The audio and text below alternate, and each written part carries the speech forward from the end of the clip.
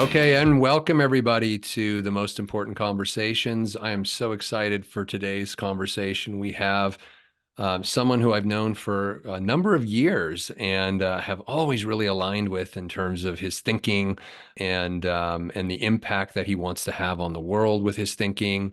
Mark Gober is here. He is the author of An End to Upside Down Thinking, An End to Upside Down Liberty, An End to Upside Down Contact.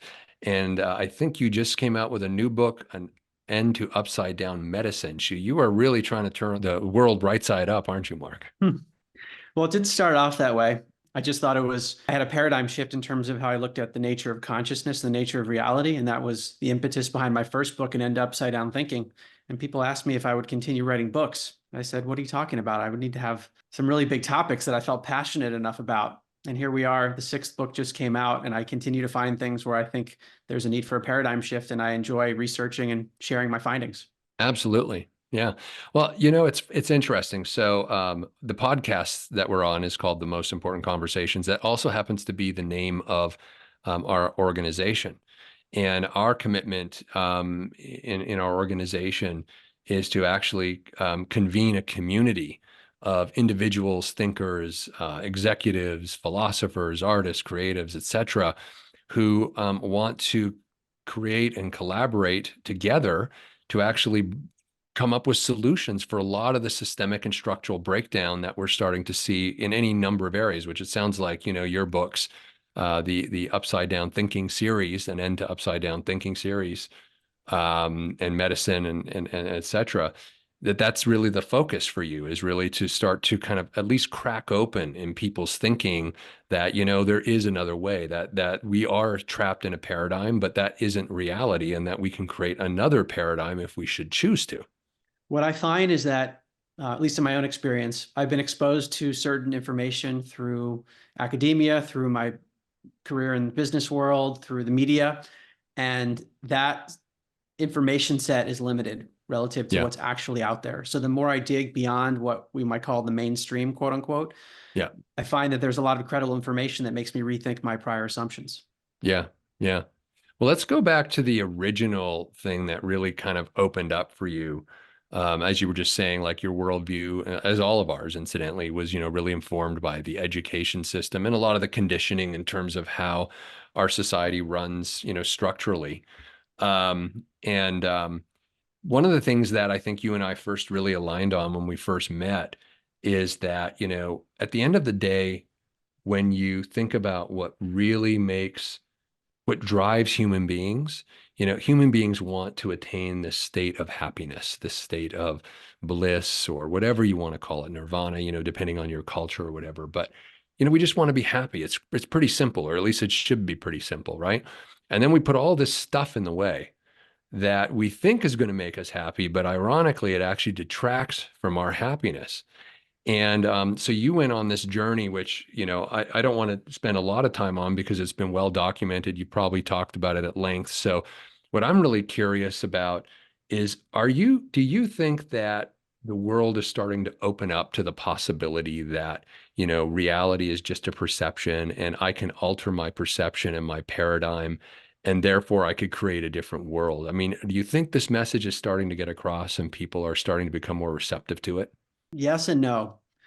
I definitely find pockets of increased openness, but when I first started researching and put my first book out, I would have expected more acceleration given how much evidence there is and how much science there is.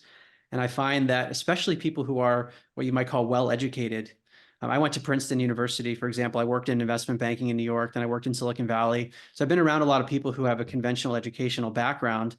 And with that background, there are many assumptions built into the worldview, I found, and it's because of what they believe science is teaching. And Hmm. it's almost dogmatic. And it seems like for those who are conventionally educated, very often it seems difficult to break out of that way of thinking. I mean, for me, it was difficult. It took a lot of time and researching and introspection. And for many people, either they don't have the time for it, or they just think it couldn't be possible that there would be such a big paradigm shift. And then also it's an extremely disorienting thing to have one worldview and then realize the fundamental basis of reality that you believed wasn't correct. Totally. I'm still adjusting to that. So I can understand why people would say, well, maybe it's right, but I don't want to go there because it's just too much for me. Yeah, well, you and I both know that the brain, at one level at least, is only concerned with our survival, and anything that is change is seen as a threat. And so that might be at the source of, I'm curious what you think, but that might be at the source of why people are so beholden to and attached to that worldview, that paradigm that they can't let go of. I think that's part of it, resistance to change. I also think ego is part of it, Yeah, especially in the world of academia, professors who spent their whole career in one paradigm to say, oops, I got the fundamental aspect wrong. That's a difficult thing to admit. So we yeah, see in academia, especially some of the most prominent institutions, they will not go in these directions. And in fact, they will often try to tell people not to study certain topics because it right, could challenge the paradigm. right, right. What do you think makes people happy? Ultimately, it's about aligning with one's purpose. Hmm. That wasn't many words, but it's No, really deep. it's When profound. would you get Yeah, into what that actually means? I don't even think I know what that fully means. What does it mean to align, and what does one's purpose mean? I mean, so maybe we start with purpose. yeah.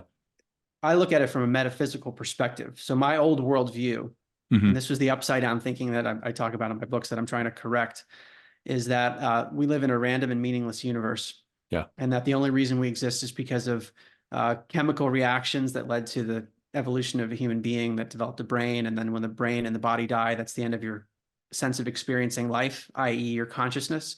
Hmm. And you can enjoy life while you're here, and you can try to come up with meaning, but ultimately you're just rationalizing because there's no Hmm. meaning built into the fabric of reality itself, and certainly no broader cosmic purpose behind any individual being. That would be the upside down thinking. And now I think Right, it's the reverse, that actually right. each of us is incredibly meaningful and that there's something beyond this body. So whatever our individual purpose is, because I think it probably differs by individual, it's something that we know when we feel it, which makes it difficult Mm. to write down in words. But Hmm. I think we all have a feeling when we know we're on the right track. Yeah. Yeah. There's this old Buddhist saying, I guess it's an aphorism. Um, it asks the question, who were you when you were born? And that's an inquiry that if someone were to just sit with for a minute, you weren't the conditioning when you were born. We're born, we're named, our parents have a vision for who we could be in the world, and we're thrown into conditioning very early. And why is the so-called, midlife crisis so common for people? I think it's because that pinging of what is my calling? What is my purpose? What has never really been answered for a lot of people. And instead, they've just found themselves in the momentum of a conditioned society that expects them to play this game. And so you've extracted or extricated yourself from the game. That must have been hard to do? Definitely. And I Yeah. was in that mode that you just described of having a sense of purposelessness, meaninglessness, where I was just trying to achieve the next thing that was in front of me. And it felt like being on a treadmill where I would just go back to a status quo state. I wasn't actually getting anywhere, even if I achieved what I wanted. And when I came across the body of science that I've written about, it changed my worldview. And I realized that there's more than just the treadmill, and that whatever direction I was on previously in every way, but especially with my career, it just wasn't aligned. And that's why I was maybe having the angst that I felt previously. Yeah. So it took a lot for me to shift out of that. I became a partner at my firm in Silicon Valley after spending about 10 years there, and decided to leave. And this was after I'd written my first book and put out my podcast series in 2019, Where is My Mind? And I just said, I felt like I was splitting my energy, where I couldn't do the old way of just servicing clients like I was before. It just didn't feel aligned like it used to. And yet I had this passion to learn and question paradigms on the other hand. So I decided to leave the firm even after devoting so much of my life to it. Hmm. And ultimately, more books have come out, and I think a lot of fulfillment. But it was a very challenging decision because I was so ingrained in that system. What was the first time that because I know I had my sort of awareness moment that sort of unpacked some things for me where, I think it's been said by many people now, but in, Anthony Peake's book, he talks about how the brain doesn't generate consciousness. I know you talk about this as well, that actually it's almost operates more like a radio receiver. and that we have access to, we can tap into the stream of consciousness, but that's not generated by our biology. By when was the first time that that hit you, and what was that moment like when you're like, oh my gosh, I'm not generating my own consciousness. I'm tapping into something bigger. There's something out there that I've been closed off to because of conditioning. This started for me in 2016, initially listening to podcasts, first health podcasts where they, in some cases, talked about energy and metaphysical topics as it relates to health, and even like entities. There's one woman, her name's Laura Powers. She was a psychic talking on a health show, and she was saying, well, I help clients all the time using my psychic abilities and dealing with things, outside of the brain system. That's effectively Mm, what she was saying. And the more I looked into it, I realized that she wasn't the only one talking that way. I know that might sound strange to your audience, but I was totally unfamiliar with this whole way of thinking. I hadn't had any mm, exposure to it. And I realized, wow, there's a whole world of people that have had these direct experiences, and there's a lot of science that actually backs it up. The yeah, University of Virginia has a division of perceptual studies. The Institute of Noetic Sciences, founded by an Apollo 14 astronaut, which I'm now on the board of, like yeah. credible scientists that are studying this stuff. Wait a second. I used to think that my brain was the reason that I'm conscious.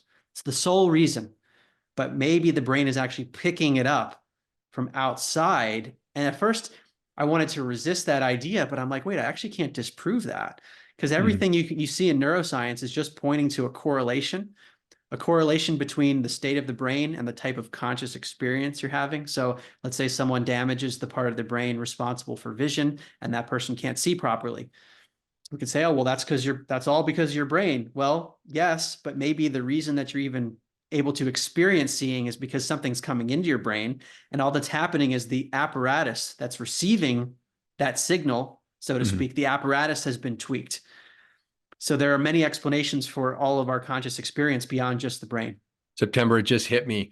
We have to play with the saying, is the sole purpose of your life, SOLE, the sole purpose of your life, SOUL, is the sole purpose of your life, your sole purpose, right? And so it plays on what you're saying there, Mark. I mean, you've looked into everything like telepathy and remote viewing and near-death experiences, and I'm assuming these are all from your research and your work, just different angles of the same prism ultimately that you're looking through. Exactly. They all are areas that pointing to the idea that the brain isn't producing consciousness. So even though they might be distinct areas of research where you have a remote viewing researcher who's not looking at near-death experiences quite as much, the implications are very similar of a non-local consciousness, meaning it's not confined to the brain. Right. And that's, for me, some people have a direct experience. Maybe it's through meditation or psychedelics or a near-death experience, and they just know this stuff because they've lived it. I didn't have that. So for me, it was powerful from an intellectual standpoint to see, look, there's this whole area of telepathy studies where they statistically show that people are slightly telepathic beyond what chance would predict. It's not 100%, but statistically speaking. And Mhm. wait, there was a US government program where they were using psychic spies, and Yeah. this was confirmed by Jimmy Carter, and Yeah. their declassified documents. And then the University of Virginia studying near-death experiences in 2,500 plus cases of little kids who are talking about a life that's not their own. And they can sometimes, the researchers can sometimes validate that with historical records. So all these different things, to me, it was powerful because they point to the same conclusion, that there's more to consciousness than just the brain. Yeah, absolutely. It's fascinating. You mentioned the remote viewing program. I think I had heard somewhere that the CIA is picking that back up again, because it had some validity to it. They were actually able to get results as a result of it. Yeah, I don't know the current status. I mean, my Yeah, guess is that it's probably always been going on to some degree because yeah, the declassified program that started in the 70s, for many years, people didn't really know about that. And it seems like stuff comes out later, but always. why not use it if it has been successful and the declassified documents say? I mean, Yeah. I show it in my book, like remote viewing is a real phenomenon. Implications are revolutionary. The evidence is too impressive to dismiss. And that's what they were saying in their own internal documents. And if your audience isn't familiar, remote viewing is when you can see something with your mind Yeah. that's far away, both in space and time, which sounds insane, except it seems to be, it seems to happen. It was also studied at Princeton. The former dean of engineering there had a lab for nearly 30 years that shut down in 2007, but they were doing remote viewing experiments too. Have you ever looked at Leonardo da Vinci's sketchbooks? No, but I've heard people allude to the mystical elements. So there's one sketch in there where he imagines, these are all just incidentally, could just be synonyms for the same thing, right? It's like they say science fiction is future fact. Hmm. And so he drew in his sketchbook something that he called a flying machine that looks incredibly similar to a helicopter, Hmm. right? So was this imagination? Or was he remote viewing a future reality? It's an interesting way to look at it. Yeah, and it gets to an even broader question of what is the nature of creativity Yeah, or ideas? Where is that coming from? I mean, now I think it's something non-local that we're picking up, maybe I from agree. beyond space and time, which is effectively remote viewing. Yeah, I agree. Yeah, September and I, we lead a meditation in the morning. Are you familiar with mental physics? No. Okay. You might want to check into the work of Dingla.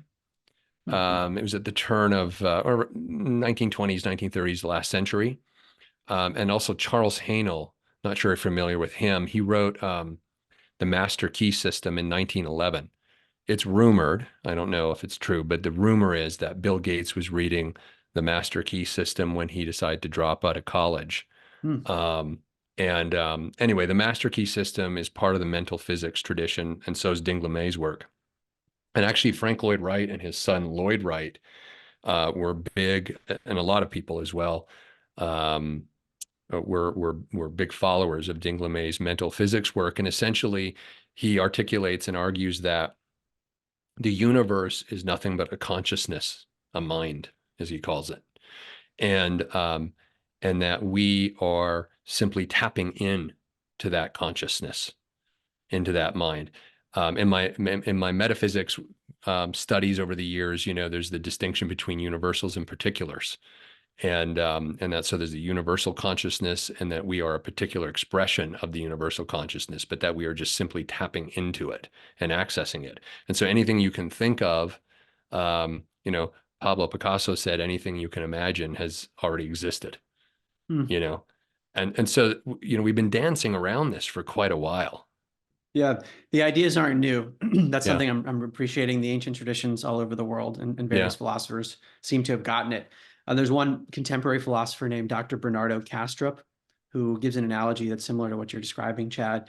He says that there is one universal consciousness that could be likened to a stream of water, and it's infinite, and each of us is like a whirlpool within the stream. So we have the sense of being an individual, but we're Hmm. fundamentally connected to the same water. And if some of the water from my whirlpool gets into yours, that would be like a psychic or a telepathic Yeah, event that would be totally expected. Or if someone's whirlpool delocalizes and just flows back into the broader stream, it stops being a whirlpool.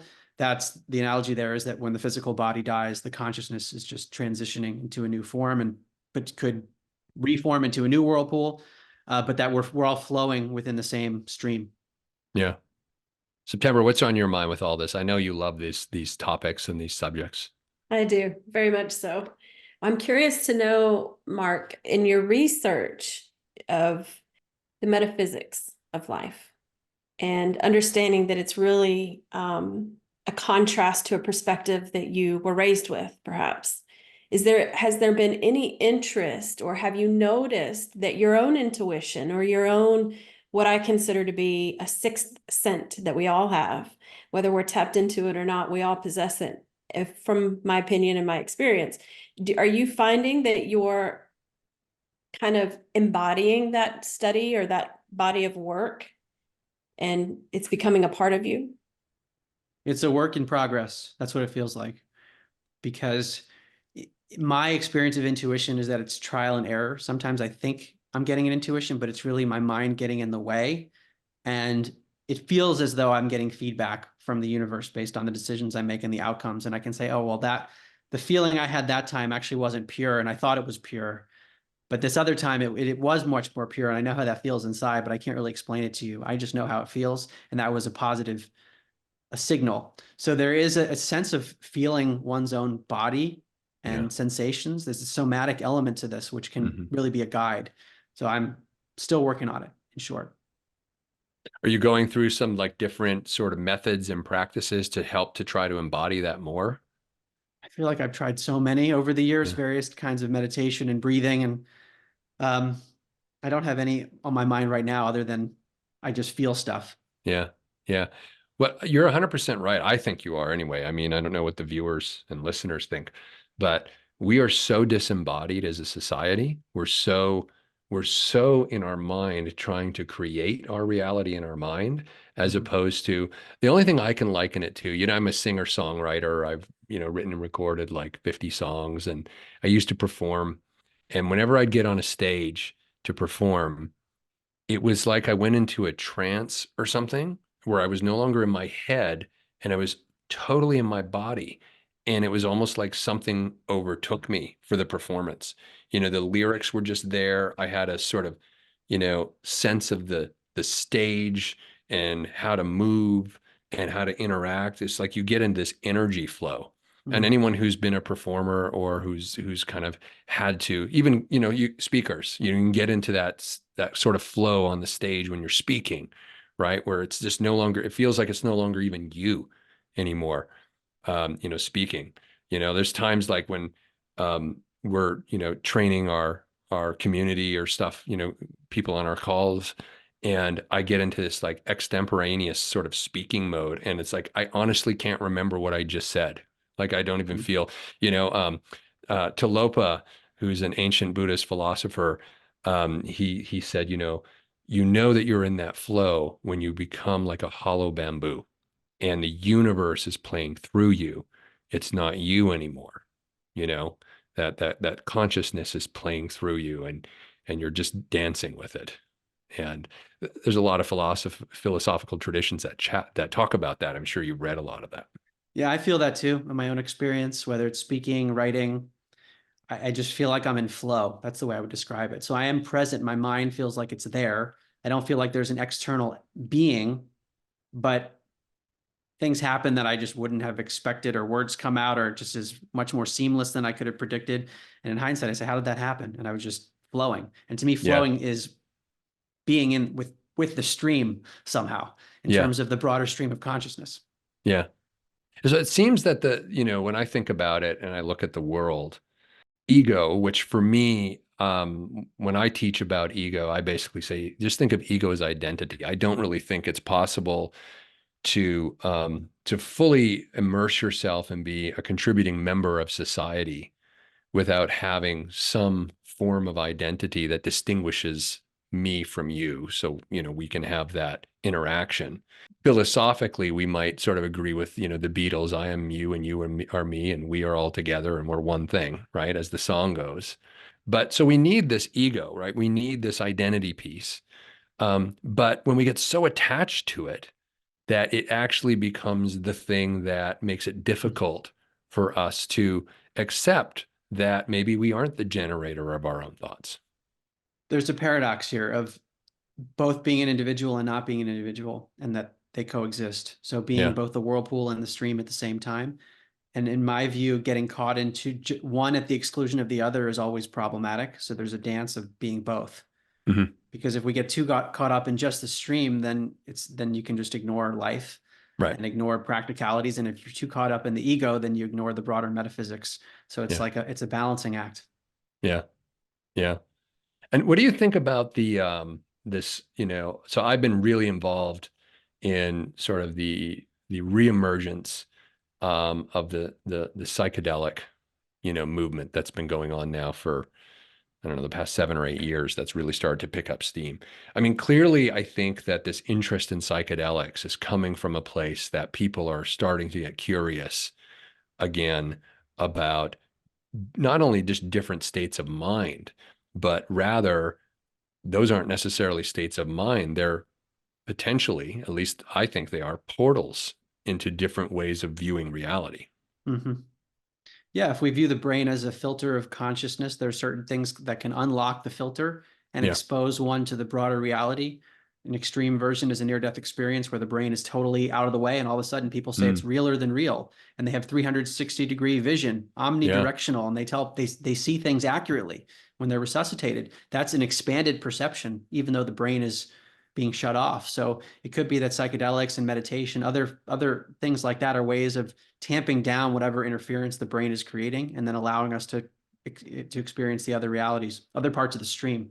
Yeah. Aldous Huxley referred to it as a reducing valve, like a Yeah. faucet that gets, basically broken off, and then you have like full access to universal consciousness or something, or at least as full as you can have, in Yeah. our three-dimensional reality.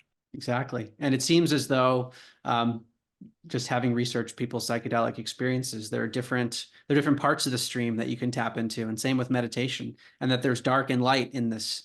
So there's a great variation. There is duality, even though there seems to be oneness. And depending on the method used to access different parts of the stream, people have different types of experiences. The near-death experience thing I find fascinating. Have you spent a lot of time, chatting with people who've kind of gone through this? And I have, yeah, my podcast series, Where is My Mind, which is still yeah. available. I interviewed both researchers and experiencers. And the one thing that's clear across all the experiencers is that their life is not the same. Mm-hmm. That they can't look at reality in the same way because they experience something beyond their body that we're just normally blocked off from. Yeah. And you can hear it in their voices. Often they will change their lifestyle. So sometimes they'll change their jobs, they'll get divorced. One man I interviewed, his name is Dannion Brinkley. He's famous for his book, Saved by the Light. But he's had multiple near-death experiences. And each time he had a life review where he had to relive his life, and he became the people that he was impacting during his life in the past. Wow.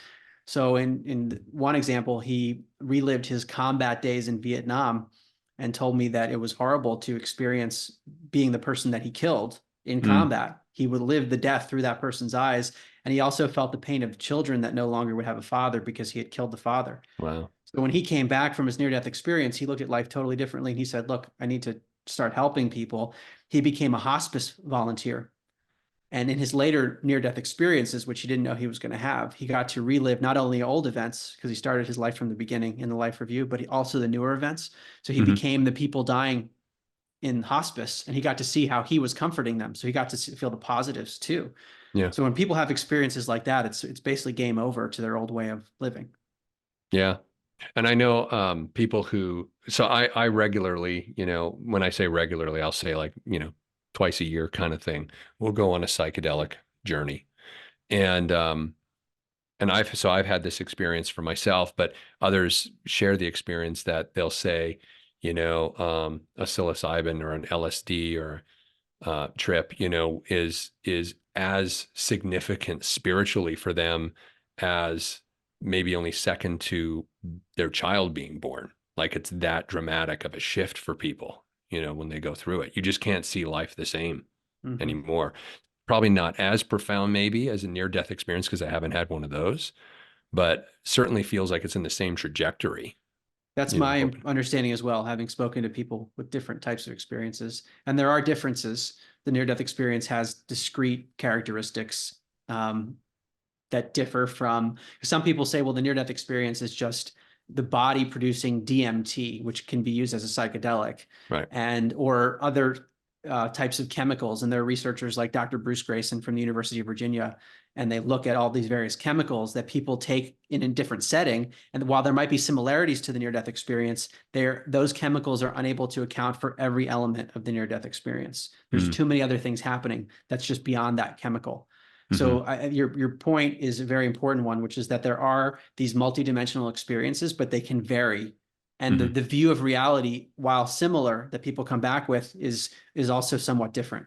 So we really are living in the Matrix, right? I mean, that's what we're talking about here. We're talking about you have the ability to either stay in the Matrix or to create a different construct for your life, and to realize that there's a lot more going on there than just, the conditioned living that so much of ours are used to. And so I bring this up for a reason. A lot of the systems and structures that have defined the world, especially since the Second World War, right now, I believe they're being heavily stress tested.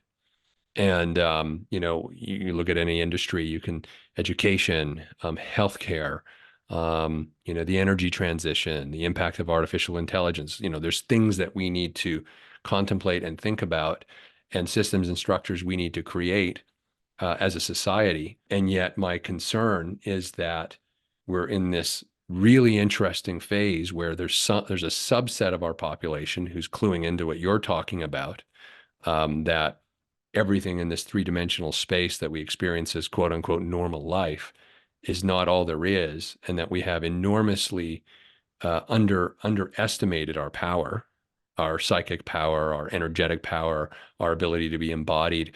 I say to people all the time that you are nature. And until you reconnect to the essence of your own nature, you're going to have a very difficult time connecting to the natural world around us, which is why I think there's such a schism. It's like people are like, no, that's nature and we're humans and we can do what we want to that.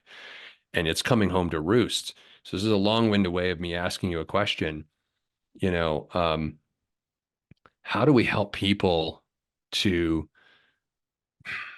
the ego, the identity, the wanting to be right, the wanting to say, I know what I know, and to not have the worldview challenge? I mean, you're living proof that someone can go from a very traditional Silicon Valley financial sector world, and you completely turned to to use your phrase, your world upside down. And you're now talking about totally different things. What's the receptivity with people you're talking to? I mean, are people starting to open up to this? Do we have hope? There are some. I mean, some are still closed off to it, but I Yeah. do get positive feedback. And sometimes it's from people in the business world too, who realized that they've been on a treadmill, they've never found satisfaction, and that there's more to life than they believed. But I think it is a matter of an individual's readiness, which I can't control. No one can control that. So some people, maybe it's just not their time and they can't be forced. In fact, sometimes trying to force someone might repel them even more. Totally. So what I try to do, and the nice thing about doing books and podcasts like this is that it's both active and passive. It's active in that the information's out there, but it's passive in that we're not forcing it down someone's throat. They can willingly pick it up if they want. Yeah. Well, what we're doing with TMIC is we're trying to convene people like yourself and others to start to come together so we're no longer siloed, because I think it's the siloization. I think, for a lot of people to be confronted with these types of conversations and these types of realities just on their own. It's like, well, they're thinking, well, what do I do with this? Let's say I even have this kind of awakening. And I realize that I'm connected to something that's much bigger than just my ego identity and the conditioning that I'm living my life through. Now what? Because I've got this life, I've made all of these decisions, I have all of this baggage in my life. I mean, when you went through this, just to give our listeners and viewers a sense, like, did you have to unwind a lot in your life? I would assume you did. And what was that process like? It was very challenging. And also, it was isolating because I didn't know of other people that were interested in this stuff. No one in my network that I knew of had any idea of what I was talking about. So at first I didn't want to talk to anyone about it. I would just research as much as I could. And then I would meet up with friends, for example, and then I might mention a few things that I learned about. And I would notice that actually people were receptive. And some people, maybe they would dismiss it afterwards, but they were interested in the subject matter. So over time, through my own research, that was really the key, is just learning as much as I could outside of my professional job. Just like, because I would go to work and then be in my normal client stuff, focused on that. And I'd forget about the more metaphysical things because my perceptual system, my eyes, my ears, everything else was showing me this world. And then I go back to the research and it would remind me, wait, there's more than my perceptions are showing me. And it would be that dance of back and forth I had to do a lot of until I got to the point where I felt comfortable enough thinking that actually my old worldview was incorrect. So I would say it was a gradual one, and that was helpful in that it was still disorienting, but maybe not quite as disruptive. And yet at the same time, it was very disruptive because all of a sudden I couldn't look at anything the same way. Every event in my life, everything happening around me, everything I saw, I was looking at it from this more mystical lens of like, what actually is this? Who am I? What are we doing here? Are there things that we know that we don't remember? What's memory? Yeah. And you've got this life that had all this meaning attached to it, that you were taught to attach to it, that now has become meaningless. And this other awareness that you've developed, where that's where the meaning is. And so it's like you're stuck between two worlds, a world that is actually meaningless, that I'm supposed to find value and meaning in the old way of living, and this new reality, this new realization, I should say, that this reality exists and that has all of this meaning. I have a question for you about what do you think is going on and how does this all fit into the conversation that has exploded in the last year around UFOs or UAP and other conscious beings in the universe, of which I think is inevitable. I mean, it's just too big. How can there not be other intelligent life out there? But I'm sure you're familiar with Stephen Greer's work, and his belief that actually it's through meditation that you can, that these beings, what he says is that these beings are not like us, that they're on different planes of existence. And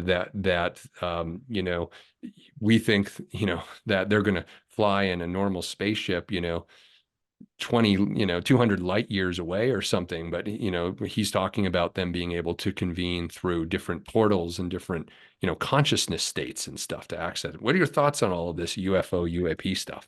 So I wrote a book called An End to Upside Down Contact, and it's all about contacts with non-human intelligence or other intelligences. And the point you make, Chad, is one of the things I try to emphasize in the book is that the mainstream discussion about contact typically goes straight to UFOs and physical craft. And Yeah, I do think there's value in studying that. And there's a lot of history there going back to ancient times where people saw things and a lot of interesting stuff. But just to focus on what they call the nuts and bolts, just the physical, to me misses the whole point, that sure. there's a consciousness element to this too, where these, whatever they are, intelligences seem to be multidimensional and can be accessed, or even can access our minds.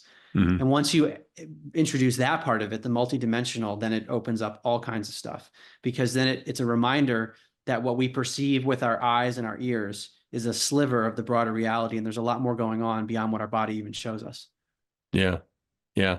I mean, I want to try one of these things. He has, I think it's Stephen Greer does these, I think they're called C5 or something like that. These meditations out in like Joshua Tree Park in the desert. Demi Lovato is big into it. She goes out with him all the time, I guess. They do this stuff. So one of the points I make in the book on contact is that I don't think we're alone. I think there are beings, and it is multidimensional and physical, but there's also dark and light. So I personally have a hesitation just because I don't feel equipped to call in stuff, not knowing exactly what it is. And Right.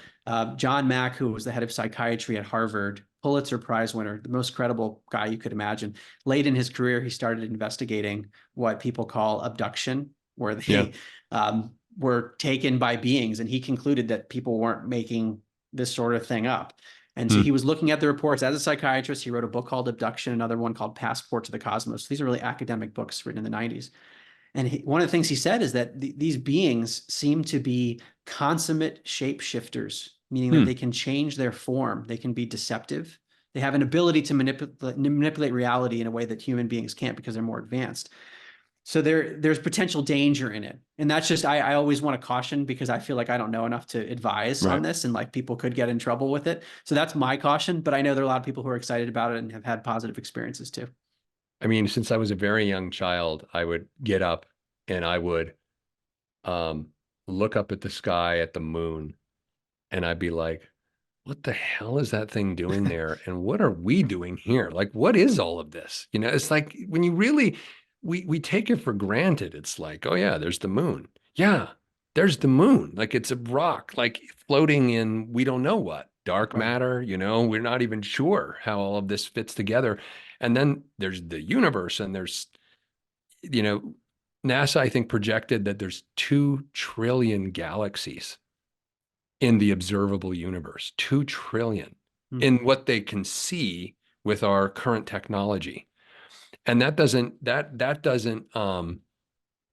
even address parallel universes, different dimensions, Right.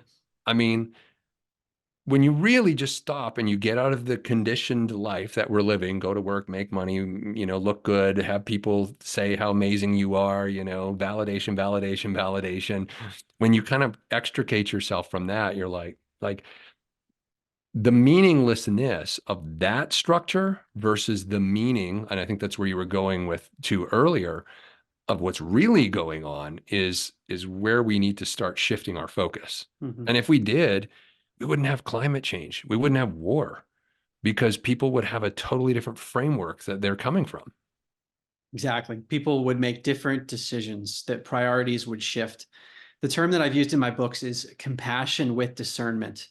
So I think compassion would enter the picture because we'd realize we're part of something interconnected and meaningful. And there's also the need for discernment because we do live in a world where there's deception, where there are things that look like they're Sure. benevolent, but actually aren't.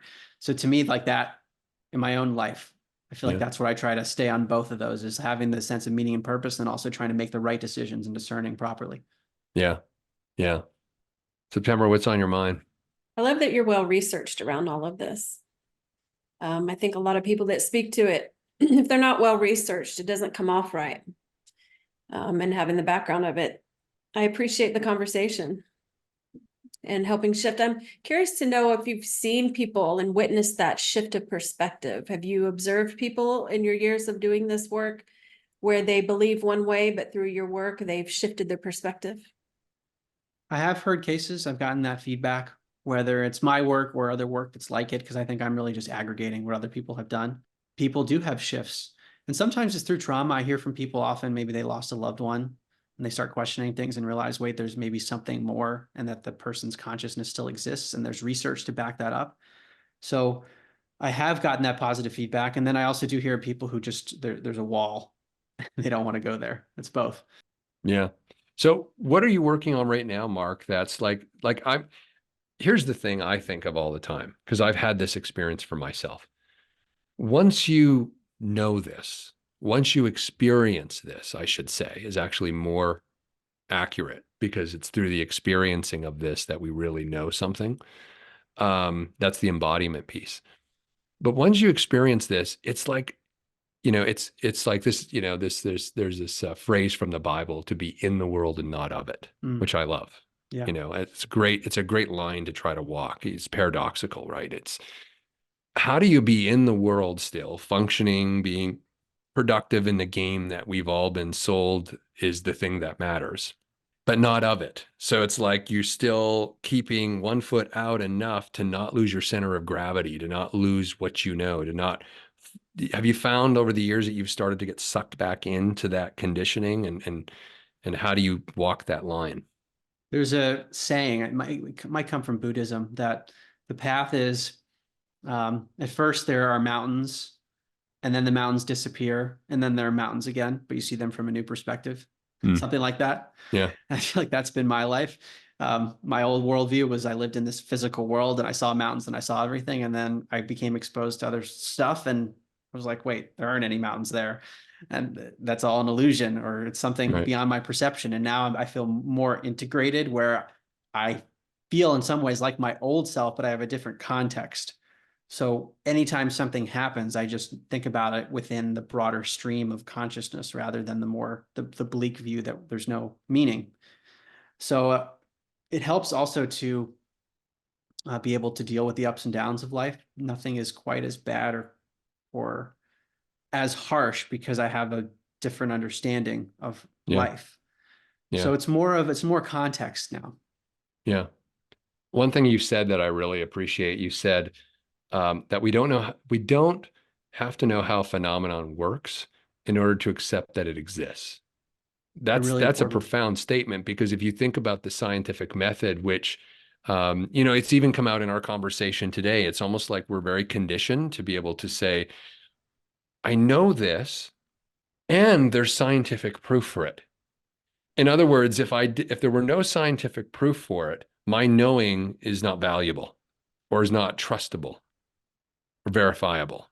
Right. It's an error in logic, really, to say that, well, there's observational evidence for this thing, but we can't explain it, therefore it can't exist. Right. That's illogical, but that's what our minds want us to do. Yeah. We want to be able to explain something. And if we can't explain it, then we'd rather not do it. And this is actually related to what I wrote about in my book on medicine too, where people can jump to conclusions quickly based on observations. But if you want to find the cause of something, like the cause of disease or the cause of a scientific phenomenon, that is an important area of inquiry, but it's a separate one that has to be tested on its own. Right. So it is a matter of like deconstructing our mind and the shortcuts it wants to take, because without doing that, we can dismiss things that we shouldn't be dismissing. Absolutely. And where it leads to on an individual level is it chips away. When we were children, most children have had this experience. I'm certain of it, where there was just sort of a trust of self. Like, kids take risks, they do things that adults will be like, oh, that's crazy. Why would you do, there's just this trust that something's going to catch me, and it doesn't always work out, but there's been a chipping away or a diminishing at trust of self, to the point where people will have an experience, but if they can't explain it, like you're saying, they can't point to some scientific literature, then therefore it's invalid. Mhm. And their experience is invalid. And so therefore they need to ignore it, push it away, suppress it. And I think that that's led to an enormous amount of dysfunction, mental health issues, physical health issues. There's a lot of research about how the body never forgets, when we're repressing things. And so there's I think we're almost going through a moment here in the post-COVID era where people are some people anywhere are stepping up and they're saying, no, I'm trusting my experience. I'm trusting what I felt. And then there's others who say, but how can you? There's been no studies around that. How do you know it's true? And so we're left in this really weird place. And the irony, one last thing I'll say about that is oftentimes, and I know this to be the case with scientists and researchers, they have a hunch, they have a theory, right? They don't know something, which leads them to go investigate it. And what we're finding now is a lot of things in science that we're now proving. It's like Einstein mathematically could say there's a thing called a black hole, even though we've never seen one. We just saw it for the first time. I think it was like 2 or 3 years ago. We actually got a picture of a black hole for the first Mhm. time, right? Mhm. So I don't know. What do you think about all that? Like it leads to people sort of like not trusting themselves. And then what is the impact that that has on their life? Well, there's a bias in the scientific community against anecdotes, Yeah. where people just have an experience that's outside of the lab. And then they could say, well, that's anecdotal. We haven't controlled everything we need to control. And there's Right. value in having that kind of scientific rigor, but it's also problematic because people do have experiences that can't always be put into a lab. This is especially true with anything you might call paranormal. They Yeah. tend to be ephemeral phenomena where it can just pop in and pop out. And you like, wait, I didn't have a lab set up to be able to measure everything. And maybe Yeah. you can't for some of those things. So some scientists will say, well, we can't really do anything with that. It's just anecdotal. And Yeah. there's a balance that's needed of, yes, the scientific method, but also appreciating that anecdotes exist. And when there are a lot of anecdotes, so I mentioned the University of Virginia studying over 2,500 cases of these young kids. And sometimes the kids have birthmarks and physical deformities in their body that correspond to how they claim to have died in the previous life. And the Mm-hmm. researcher at UVA goes, look, there's a medical record that shows how this person died in a previous life. Now, some people would say, look, this is Mark, this is all anecdotal. You're crazy here. And they'll Yeah. say, well, we're seeing this over and over again. And these are just the ones that are reported and documented. What about all the other ones? If there's enough repeated anecdotes, we have to look at it. And that's where I lean to, where if something's happening repeatedly, even if we can't control everything, we have to look at it. So my friend who turned 50, this is like back in 2016, he turned 50 and he invited me to his 50th birthday party, and he had it in Murphy, California. Not sure if you're familiar where that is, but it's like near the Redwoods. And but it's an old gold mining town. And it's literally, you go there and you feel like you've gone in a time warp. Like the town, they have the saloon still, and they haven't upgraded the saloon. Like they don't even have, there's no insulation or in the walls. There's no heating. Like they bring in portable heat. Like it's the saloon from like the 1800s. Anyway, and it's this, so the Murphy Hotel is this famous hotel where apparently all of these famous, you know, um, Ulysses S. Grant stayed there. Thomas Lipton stayed there. All of these sort of famous people, because it was at one time, Murphy, California was the heart of the gold rush in California. So there was just tons of people there. And anyway, so we go there and we're staying in, I can't remember what room. We were in I can't remember which room. They have the rooms named after famous people who stayed in the rooms. And I don't know if it's true or not, but so I'm in bed at night and I hear, like, we're right under the bar, right? So you can, there's people, you can hear them in the bar, but I distinctively hear someone walking around my bed with shoes. Like you can hear walking. And I'm like, what the heck is that? Right. I'm turning the light on. Like it's, what someone's walking right next to you. That's different than, and there's no one there. And I turn the light off again, and then the walking starts again. around the bed. I'm freaking out at this point, right? And they have this whole like thing, like it's a haunted, hotel and stuff. What do you think about ghosts? This is my preamble to Okay. ghosts and the supernatural and stuff like that. Why not? I mean, if if we live in a multi-dimensional universe and we're whirlpools in a stream, you could Yeah, have things that pop in and out of dimensions. That's why again, like the discussion about contact and UFOs, it's very much related to the discussion about ghosts or other yeah, types of entities that seem to be able to exist that we experience sometimes, but not all the time. And the minute consciousness is beyond the brain, all these things are possible. sure, sure. I've spent a lot of time over the last few years studying indigenous cultures, indigenous literature, indigenous philosophy, indigenous spirituality. And I really think that we did ourselves a huge disservice relegating indigenous populations and indigenous wisdom to the periphery of society at best, if not completely obliterating it altogether. And I think there's a coming home to the wisdom that is in a lot of indigenous traditions. Mm. And one of the things in indigenous traditions is not only things like vision quests and the ability to, access and commune with ancestors, which would be kind of like ghosts, I guess, in this way. But also indigenous peoples were really connected to nature and embodied with nature. And I think that that's why one of our things is to help people reconnect to nature. I think that that's the journey that I feel that humanity is on a journey back home to reconnect to their most authentic self. And I think that some of the new stuff like that you're talking about and others about how, you know, our brain, we're not just in, our own sort of bubble or siloed experience in terms of consciousness. We're connected to something much broader than that. It can be multidimensional. And that the real way to live life here is actually not in our head. This is what I'm saying, but actually in our bodies, and to Mm. be fully embodied and to just create an opening almost, or an allowance of the mind to not be so restricted and conditioned, but have an opening, whether it's through psychedelic journeys or near-death experiences or meditation or visualizations or things like that. I think we've really confined our brains to a very, very narrow perspective of what we call reality. And I think if we can get human beings to embody themselves more and to connect on that level and not be so heady Mhm. and in the mind, we might start to heal a lot of the divisions and the brokenness, not only within ourselves, but between ourselves and others and between ourselves and nature. I would say a lot of those divisions that we see appearing externally are the result of internal struggles that people Yeah. manifest through the way they relate to the world and others.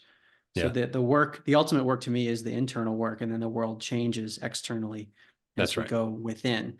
But that is not an easy thing always. And it could Yeah. involve examining past trauma and going through some unpleasant emotions and also taking the time and effort to do that. And in a busy world, sometimes it's easier just to mask it and go through the motions. Yeah. So people on their own time have to wake up and then decide they're going to do that work. And then once you make the decision, it's still challenging. Yeah. Yeah. Well, Mark, I know we're at time here, and I really appreciate you making the time. How can people find out more about your work and your books, and how can they be in touch with you if they wanted to connect with you on some level or hear you speak or what you've got going on? Well, thank you so much for having me. My website is the best way to connect with me. It's markgober.com, markgober.com. And I'm on all the major social media sites, and I have a mailing list that you can find at my website. All 6 of my books are on Amazon. They're all an end to upside down something. And they're available in hard copy, Kindle, and Audible formats. I've read all the Audibles if you enjoy that. I know some people don't like reading books anymore, but they like listening. So Yeah. I always read them. Nice. That's awesome. Well, and I'd love to talk to you offline and share more about what we're doing with TMIC and the recreation centers and the things that we're working on.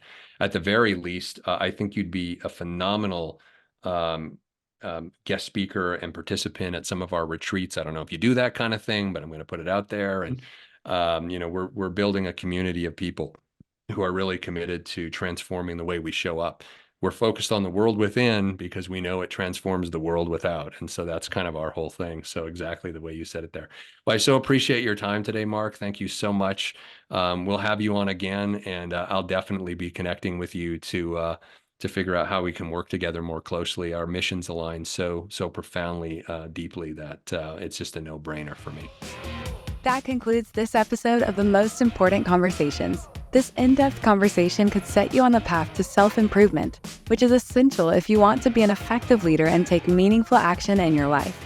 If you enjoyed this episode and want more of these stimulating discussions, you can find them at tmicglobal.com. Remember, the world is at a crossroads right now. You can't afford to waste this opportunity to take charge of your life, build meaningful relationships with others, and co-create a brighter tomorrow. Thank you for listening. See you on the next one.